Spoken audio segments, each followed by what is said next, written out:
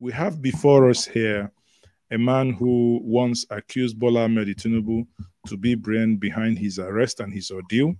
At some point, when he was a governor, he accused the former president of Nigeria, Chief Olusegun Obasanjo, to be the brain behind this ordeal. But recently, after the election, we saw when a reconciliation happened that Bola Ahmed Tinubu went down to see the mom and obviously prostrated before the mom. But today, this video surfaced. Now I want to have your take. Let's have a listen.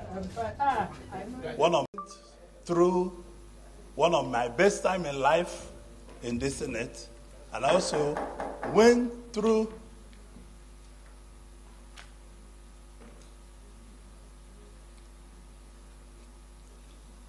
one of my difficult period.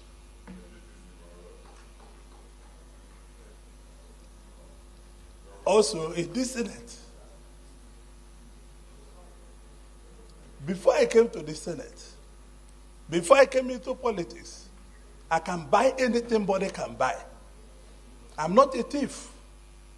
Those that put me in prison, no reason they put me in prison.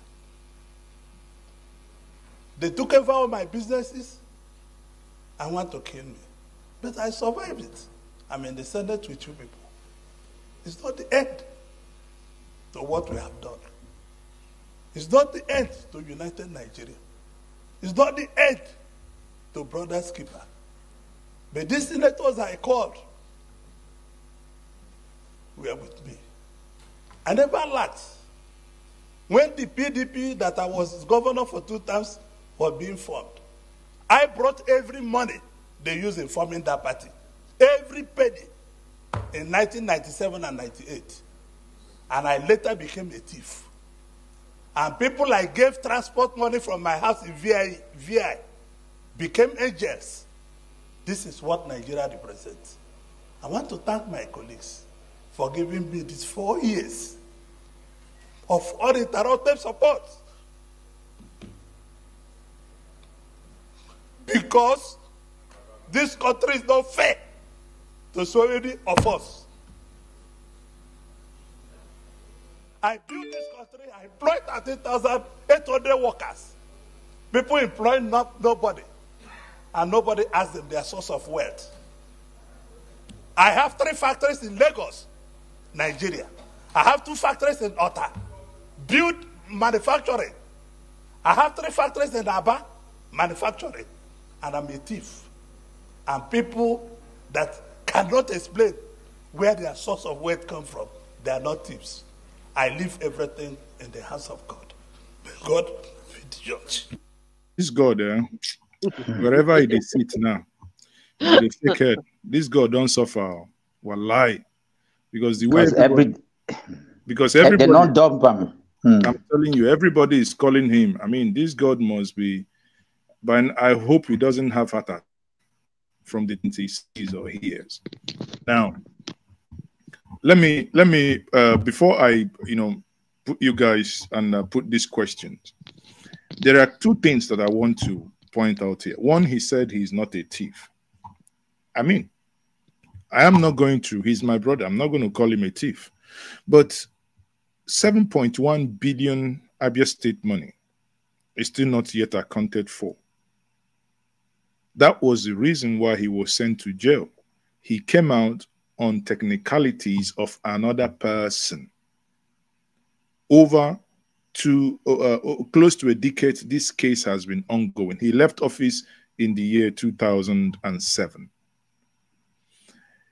Obviously, I may agree with him that he fought, he had some fight with Olusegun Obasanjo that crippled his Lock Airline, Hallmark Bank, and all whatnot, right? I mean, that's Nigeria. That's, when they want to fight dirty. But he now talked about fairness. I nearly laughed. You recall when the issue of Muslim ticket came up. He said it didn't matter. Because if we don't play Muslim, we're in trouble. We will not win it will be most difficult to win the election. Because The only thing left to Ahmed Tinubu today is to play Muslim.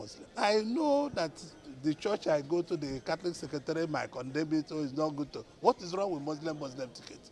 I don't see anything in my eye. So for me, the issue of is a Christian, I know that most Christians will be hurt what I'm saying, but putting a Christian will not make him to be a best president, or picking a Muslim will not make him. It's his conscience. Conscience is a wound. Only the truth can heal it. But now when the issue of Senate president comes up, and people like me who say, Kukuma, let us give it to a Muslim. If we can have a Muslim president and a Muslim vice, come on, let us also, if it is madness, let us all remove our drawers and pants. So let us also give it to a Muslim too. But now it comes to Senate president. He's crying in the floor of the Senate, talking about fairness. I don't know, because for me, no emotions here. It's just simple putting 5 and 6 together. Dr. Mo, let ladies go first. Hold on. Eunice. My dear, what do you want me to say? Orji Uzo Kalu, he's telling us he has factories everywhere. He has this, he has that. He did support the Muslim ticket, and he expected to have the Senate presidency on a platter, being an Igbo man and all that. But it looks like Akpabio is giving him a run for his money. And by this time next week, we will already probably know who is our Senate president, and it may not be him. So I think he's already crying foul because he's feeling cheated, he's feeling used, he's feeling like people who should be grateful are not. He's saying it actually. People he gave transport when they were trying to form political parties in the first instance. People that were boys to him are now deciding his fate in politics, and he clearly doesn't like it. Is that really our business? I don't think so, because they're all birds of the same feather, whether they are coming from the APC or PDP or whatever angles they are coming from. They're all birds of the same feathers, and they are indeed stealing our country to stupor. And whatever he had before he came into politics does take away everything you have. It takes a lot of your money, but you don't come in here and then start to take away everything you see. You don't come to start to replenish your pocket. You're supposed to actually come and invest some more of what you have for the betterment of the people. As a politician, you should be happy to just have enough food, shelter over your head, clothes on your body, and then you do what you need to do for the benefit of the people. So I don't understand why he's crying that they are calling him a thief. If 7-point-something billion is missing in your state and you can't explain where it went to, whereas you were the leader of the state when the money went away, then you should take whatever anybody gives you. I'm not feeling sorry for him. I'm sorry to say, even though like yourself is my brother too, but I don't think it's okay to assume that now everybody else, I have supported Tinubu, I have supported Shetima, they are Muslim tickets, it's my turn. So he feels it's a miracle time for himself too. Nah, he should calm down. The thing that he's giving to other people, he deserves to get some of it. So if he's not going to tell the truth when it matters, when the country would benefit, then he should not expect us to support him, because he may have he may have a legitimate interest in becoming Senate president, but because he's an Igbo man and he has been there long, we should not support him. He's not supporting good things for the people. So we too will not support good things for him. Sorry. When Dr. Mo, before I come to you, when he talked about fairness, there is this popular saying he used to say before, that it is not the turn of Ndibo or the Southeast, that they must build bridges. Now I'm saying, fairness, why are you crying? Don't we have enough road or concrete to continue building the bridges? I'm sure he has built enough bridges. He's just realizing all of a sudden that there's no amount of brick and mortar, whatever you put together to build bridges for Nigeria as an Igbo man that works when you're doing it on your own and for your own selfish interest. Until he begins to work with every other Igbo person for the interest of the Igbo person, he has no right to be claiming the Igbo or any Igbo legitimacy. He doesn't deserve it. The way we are all suffering to get the presidency for Peter Obi, whether he's Igbo or not, is the way he should be fighting for every interest of Nigerians and the Igbo people, if he wants us to support him when he needs us. Now he needs us, we are all denying him the same way he denied us. So he should live with it. Thank you. So thank you very much, the Iron Lady. So, Dr. Mo. So he said he's not a thief, and he said he's not being treated fair. What's your take? You know, first of all, when you come on national platforms to say that you are not a thief, that leaves a lot, you know, in the first place. Who is accusing you? Did we say you are a thief? Did we call you a thief? So, you know, when you wake up in the morning and you begin to talk about the dreams you had last night, or you are now bringing your, who asked you whether your house girl swept your house or not? You know, and you begin to talk, it leaves a lot, you know, to be imagined. So that's what Orji Uzo Kalu is not a, I mean, he's a household name in Nigeria, known for his notoriety and several other things. So, and you know, when people speak about fairness, you need to understand, when people talk about justice, when people talk about righteousness or whatever it is, you know, try to use the same language that you and I are talking. That's what makes Nigeria a very dangerous and interesting place too, because there are those who don't speak our rhetoric, for, if you understand the context of my usage. So you have people who speak our language, and this is how we confuse the Nigerians, the Nigerian populace and the world, because they are looking at, how did the scripture put it now? They are hearing the voice of Jacob, but they are feeling the hands of Esau. So you are confusing the people. You are confusing the people. And like we popularly say, that stay your lane so that this thunder will know how he will take strike. Because when we hear people like Orji Uzo Kalu and people, the thunder will be confused. When the thunder will not know how to fire. You know, so this is where the problem is, you know. And it's like, you know, when it's my own thief, when it's my own thief, then temper mercy with justice. When people speak of fairness, they are just speaking, they are talking of fairness within their private, yeah, it's something that belongs to them. You know, they are speaking within that context. It has nothing to do with the interests of the country, the interests of the common man. It's the same thing that we're talking about when you look at, so Peter Obi say, I'll remove fuel subsidy. He's talking about something completely different from when Atiku says, I'm going to remove fuel subsidy. And it's totally different from Bola Ahmed Tinubu say, I'm going to remove fuel subsidy. You know, but because, again, we are a headline people, you know, people will now say, did Peter Obi now say he's going to remove it? Did this person now say he's going to remove it? So why are you coming against us? This is exactly what Orji Uzo Kalu is doing. You know, you went to jail, my guy. 71 billion or whatever. You have not talked about it. Suddenly, you have companies everywhere. How come we are suffering if you have taken over all the youth and all the energy? How come we still have people? Because guess what?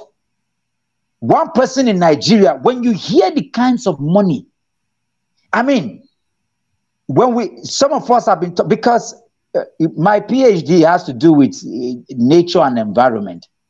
And I remember 7 years while we were in school, a professor told us that even the curriculum that we are studying in school, right from Babangida's regime, they ensure that Nigeria does not know. Hey, God, where do you begin with this? That what we are being taught in school, they ensure that it does not include some of the things that are there naturally, so that it never gets to you. So you can, the extent to the how crime is organized in this country is way into the generations unborn. That's why a governor elect can come out and say, I have 9 trillion, then go back to go. And people don't understand when some of us say things like Zamfara State and some of the states that have gold in Nigeria have more gold than the Gold Coast and South Africa combined. That's how blessed we are as a country. That's why we are still discovering oil in Kogi State and other places when we are not done with Oloibiri yet. That's how blessed we are. It's like Congo, like Nigeria. These are about the most richest states in Africa, but yet you can see where we are as a people. So when you hear people who should rot in jail come out and in national TV. I mean, well, again, here we are. The person that came last is our president. So you want me to analyze Orji Uzo Kalu? There are things I cannot even begin to talk. But he has said he's not a criminal. He's not a thief when nobody has accused him. So he has said so much already in that regard. However, it is important to also quickly stop on this note of what we should do actually so that we can complete the cycle of this sweet narrative. We must ensure that we have, now that we have a Muslim president and a vice president, a Muslim. Oh God, why did he even bring an SSG? Now he should have brought a Muslim SSG.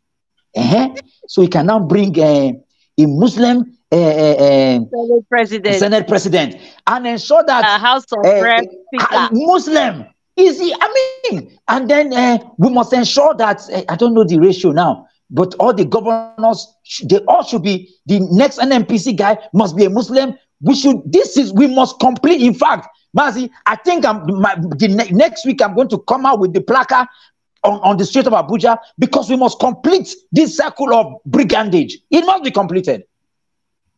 It must be completed. You're just a rebel. You're just a rebel. So you want to toe the lines of El-Rufai now? We must complete the agenda. The agenda must be completed. As a matter of fact, the agenda must be completed. In fact, Chief Justice must. Now, what you're saying, as it is now, you are no longer supporting Orji Uzo Kalu nor Akpabio. It must be Yari. So let's Yari for Senate President. Yari for Senate President. Yari. That is where I am right now. Everything must be complete. We must complete this cycle. Breaking news: the National Petroleum Corporation (NNPC) Male Kyari has been suspended. The Daily Trust State has been fired with immediate effect. So maybe your narrative, Madmo, maybe your narrative is kicking in. We'll go see some crazy stuff. I told you, and while we are right here, who knows? Maybe we can have another second breaking news again while we're still live on air. This is we're living in the best times of life. Can't you see? Can't you see that it's so? And thank God for technology that allows us to connect energy to energy, spirit to spirit, life and see what's going on. I mean, it's beautiful. I expect more. I mean, this drama must be completed. You know, I'm waiting for more of the breaking news. But don't forget, we must ensure that we help Orji Uzo Kalu to accomplish what he has started. We must help them, all of them. Yari for Senate President. Yes. Now, wow. You can see I'm not joking. I'm very serious about it. I'm very, very serious about it. Wow. You want Nigeria to burn. Which burn? Which burn? We need to complete the agenda. So tomorrow, when we wake up with a Christian president, a Christian vice, as a matter of fact, I think we should give everything to Islam this time, so that next regime, we can give everything to Christian. That is how we must do this. Then another regime will give it to atheists, and then we'll come back to the Babalawos, and their pampas will take their shots, and they can enjoy themselves. I think this is what we need to do. Let's have this joke, this contraption. We must just help them to just come. Let's complete it.